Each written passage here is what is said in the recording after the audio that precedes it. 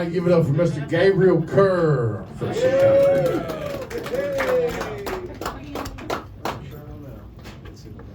What's up, motherfuckers? Isn't it odd that the word kite and the racial slur for Jewish people sounds so similar? You know, because one of those things is controlled by the weather.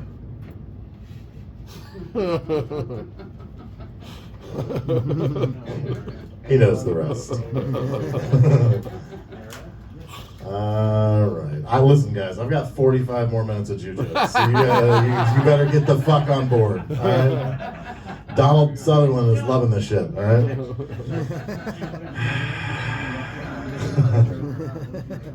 I did that joke 2 nights ago, and it was also the first time my dad, not this dad, my real dad, ever saw me do comedy. And after the show, right, we're hanging out at the bar, and he was like, "Hey, you should really lean into that Jew joke." And I was like, "You've been living in Florida too long, Dad. I don't know what the fuck you're talking about."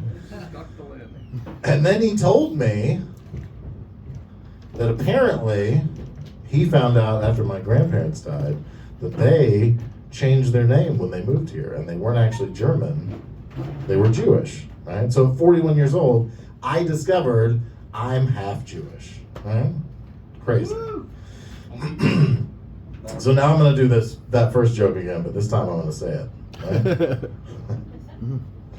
Okay, all right. Anybody in the back? All right.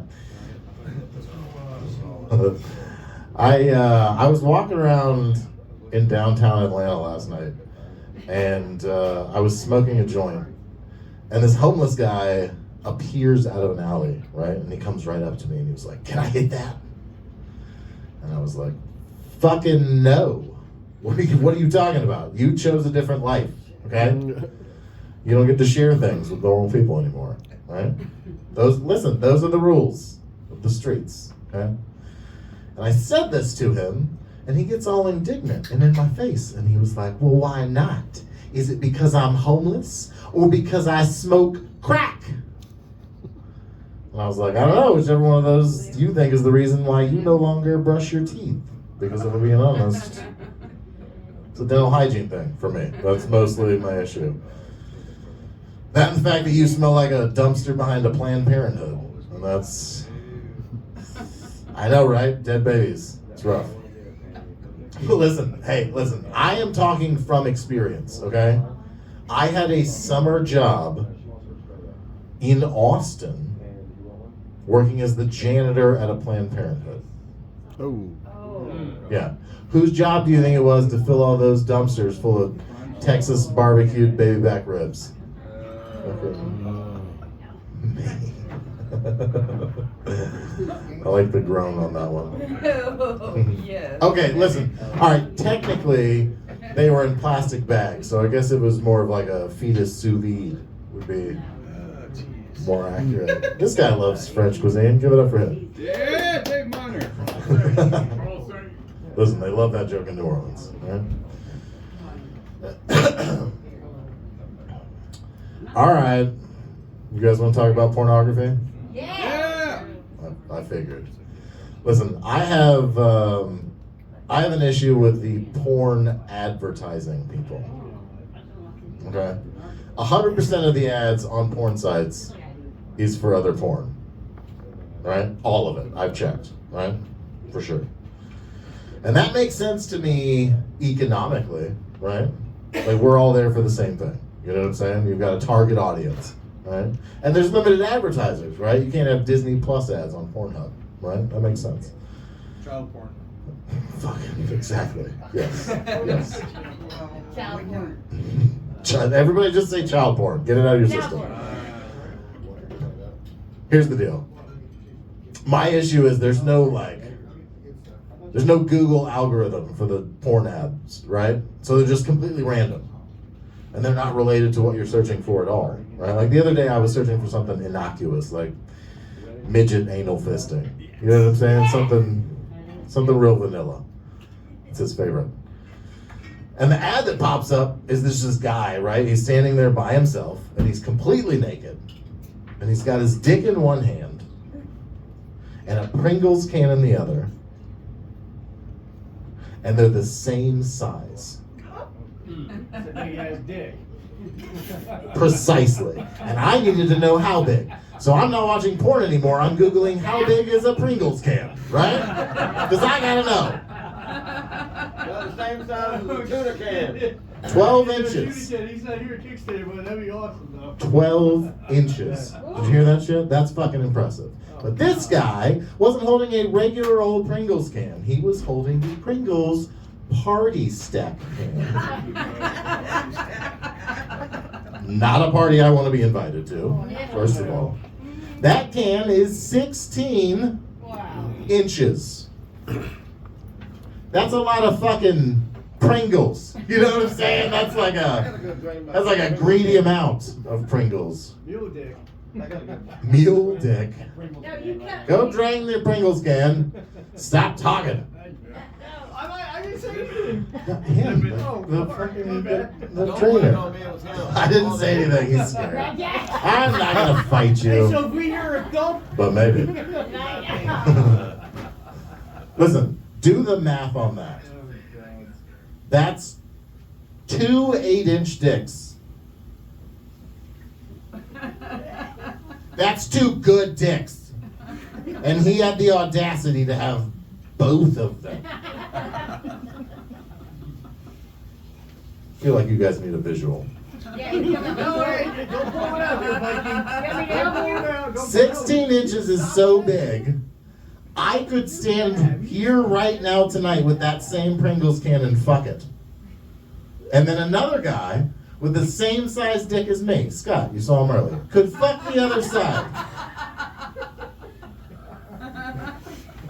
And there'd still be a stack of Pringles in the middle that was safe to eat. Do you understand? That's inappropriate.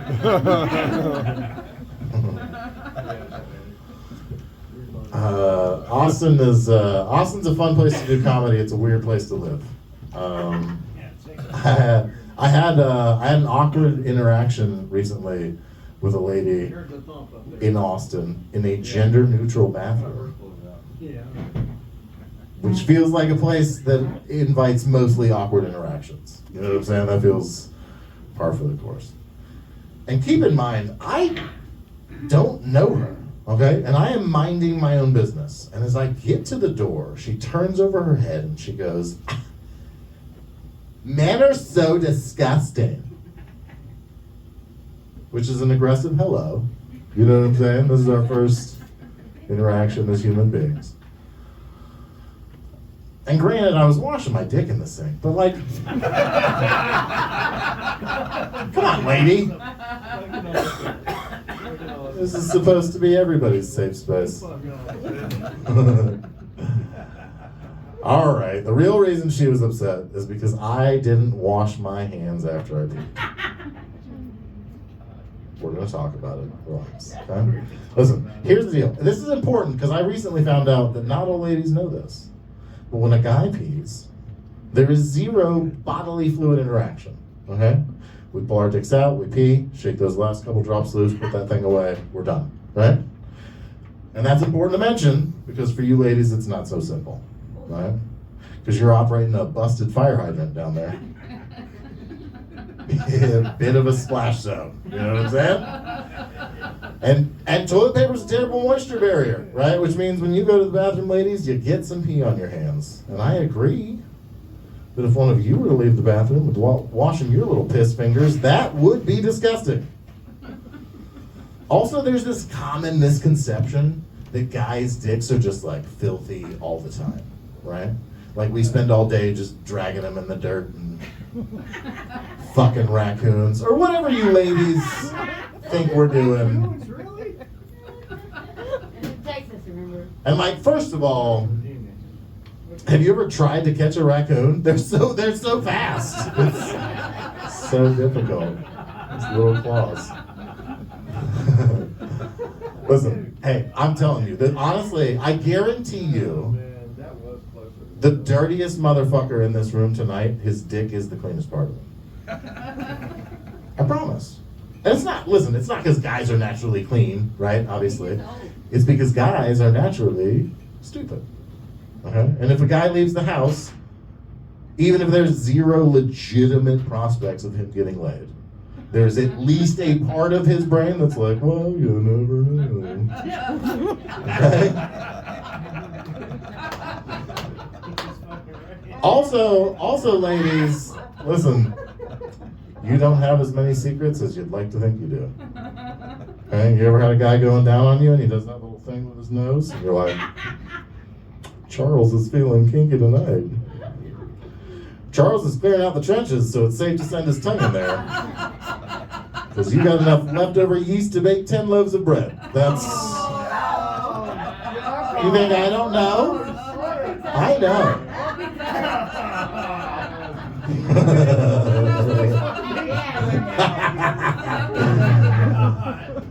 Brewer's yeast, I guess, here tonight.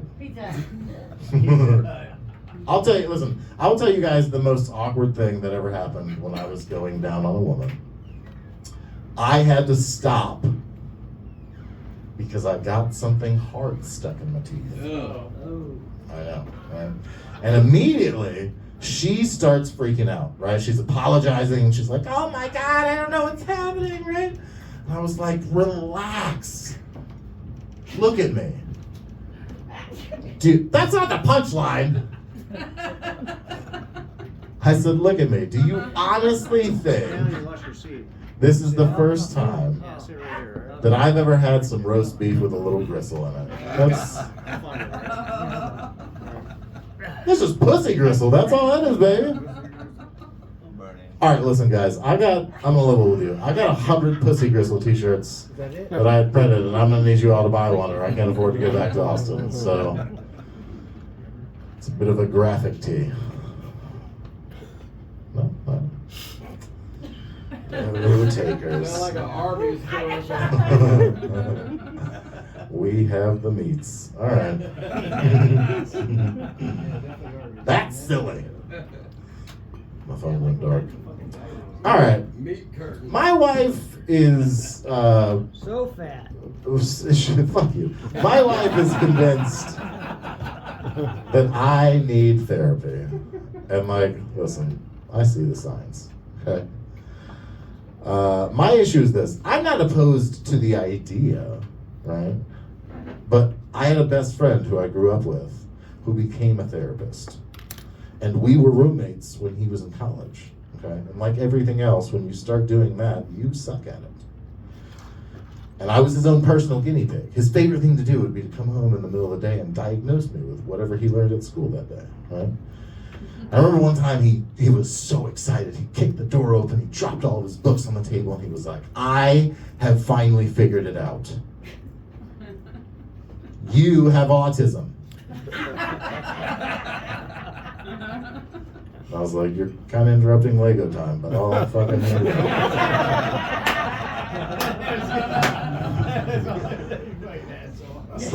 So he starts going down the list, right? And he's listing the symptoms. And some of them are kind of generic, right? But then he gets all the way to the end of the list, and I was like, fuck, I think I have all of those things, Craig. I think you nailed it. And he could see that I was kind of overwhelmed with it, and he was like, no, I'm sure it's fine. I'm sure you just have like a mild case. I was like, let me see if I understand what you're telling me, Craig. Shut that shit off, dude. My bad. It was your bad. I said, Craig, let me see if I understand what you're saying. I'm not full-blown retarded.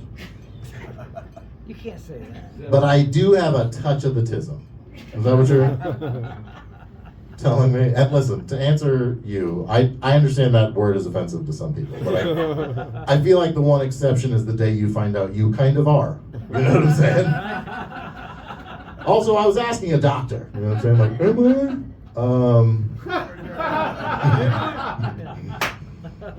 It's all better. I said, Craig, listen, you don't understand. This is good news for me. You're telling me there is a medical explanation for why my entire life, literally everywhere I've ever gone, whether I show up 10 minutes early or 10 minutes late, I'm always a little tardy. Yes. You got it. Are you trying to say we're that? Yeah. All of a sudden, Craig got this look on his face like, I wish I hadn't started this conversation. I said, Craig, give me your professional opinion.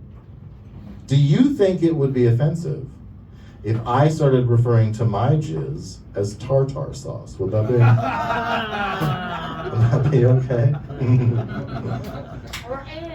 And all of a sudden the look on his face changed from I wish I hadn't started this conversation to I wish I hadn't started this friendship. So I leaned in for one more and I said, Craig, that settles it. I know which Star Wars character I'm dressing up for this Halloween. Tar Tar Binks, obviously. It had to be. When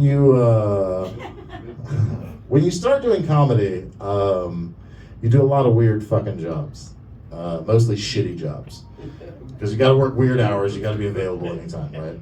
But I started comedy in California, and I got lucky because I get to have a job as a delivery guy for a weed store. Yeah. Which is as awesome as it fucking sounds, okay? Like I just drove around all day delivering smiles. You know what I'm saying? It was amazing. As I showed up, the fucking Pizza Hut guy was pulling away. I'm like, I see what you're doing. It was amazing. I remember the first day that I worked at the dispensary. I showed up as high as a human being has ever been, right? Like I was like, I'm gonna show these motherfuckers, right? And I get there, and immediately the manager was like, hey, I need you to go down to the warehouse and get some equipment that you'll need and fill out this paperwork, right? And so I drive down, and it was not a warehouse. It was the San Jose Police Department headquarters, okay? And I am higher than I've ever been in my entire fucking life, okay? And I had to walk through 7 doors that locked behind me to get all the way to the back where the weed division was, for them to give me a GPS locator and a couple of cameras to install in my car, right? And one of those cameras was pointed directly at my face to make sure I didn't smoke any weed. Which means I have never spent more time in my life sober than I did working at the weed store. Working at the weed store, are you kidding me? I'm still upset about that shit. The fuck? It was a rough first day. It was not my worst day working at the weed store. It was like the 3rd worst day. My 2nd worst day was the day I got shot at, which is rough, but I just ran away like a bitch. So that's not a good story for tonight. The worst day, you guys want to hear about the worst day I ever had working at the weed store? Yeah, of course. Right, worst day I ever had. I started like a normal day. I'm taking deliveries, right? Everything's going good. Here's the problem. I've never experienced this anywhere else, right? I've lived all across the country. But in California, there's literally nowhere you can go and just use the bathroom, okay? Think of all the places, if you're just like out driving, that you could stop at a gas station, a grocery store. None of those options, right? You have to buy some shit and then get a code to type in to go to the bathroom, right? So if you're a delivery guy and you're out, you have to plan this shit out, okay? And the one exception was Starbucks, right? Because as long as you're white, they'll let you shit in a Starbucks, right? No? Does that hit too close to home? Fucking. So I knew where all of the Starbucks in the city were, right? And I remember one time I get a delivery, right? And I see where the delivery is, and at the same time I get like a little, you know what I'm saying, a little something in my stomach, right? And I was like, okay, there's a Starbucks right across the street. I'll just do the delivery, go take a shit, right? And I was like, you know what I should do? I should let out a little gas, you know what I'm saying? Make some, you know what I'm saying, buy me some time, right? And that's what I thought was happening. Okay, listen.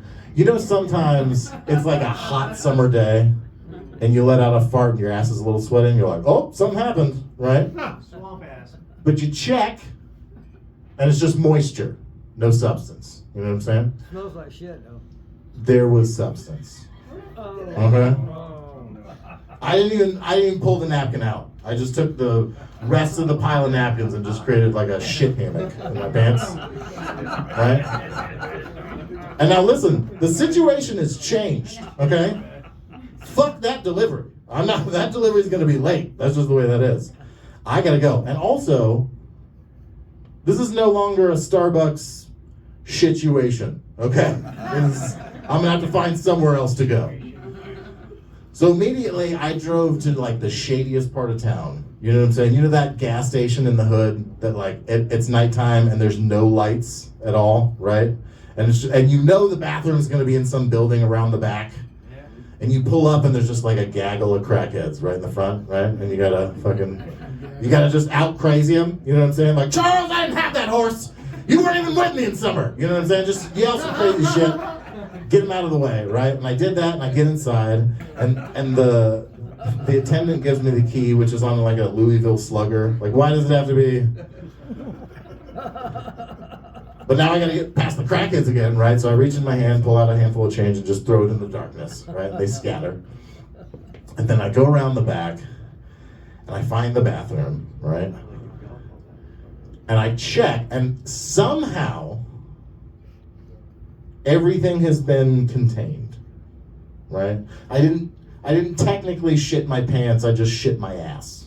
Right? And so I get all cleaned up, and I'm like, all right, no harm, no foul, right? Like I saved the day. And then I get back into my car, right? And I look up and I notice that I've forgotten to turn off the microphone on the camera.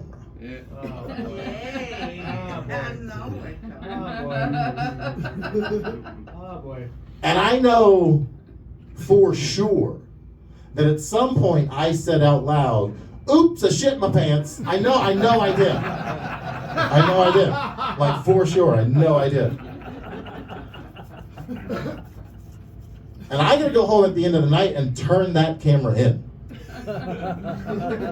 Somebody's gonna watch that footage. And the problem is, if I show up with one of those cameras missing the SD card, I'm fired on the spot immediately, right? So I thought about it. And then I threw that motherfucker out the window, because there's no way. There's absolutely no way.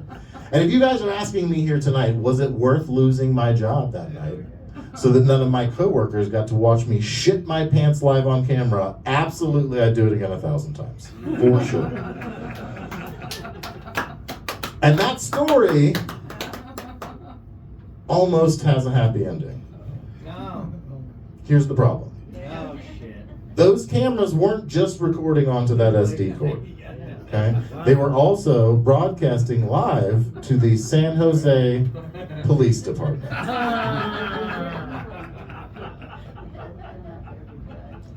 So for the next 2 years, anytime I saw a cop stop and look at me for a little too long, like, I think I recognize that guy. I knew he didn't know me from my comedy. I knew he had watched me shit my pants live on camera. Because if I was the cop running the weed feed that night, I'm definitely showing that video to all of my friends at the Christmas party. 100%. Fucking shit bandit. So now I live in Texas.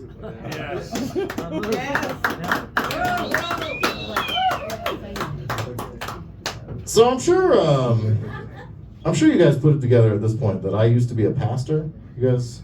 We did. I've gone a slightly different direction in the second half of my life. It's not, listen, here, it wasn't really a choice, okay? It was more of just like a family business. You know what I'm saying? Like my dad was a pastor, his dad was a pastor, right? And it was a weird environment growing up. It was super strict. My dad grew up on a farm in Ohio, right? So it was just like all ass whoopings and being told no. But one silver lining for a young pastor's kid was all of the wonderfully sinful things that church girls would try to do to corrupt you.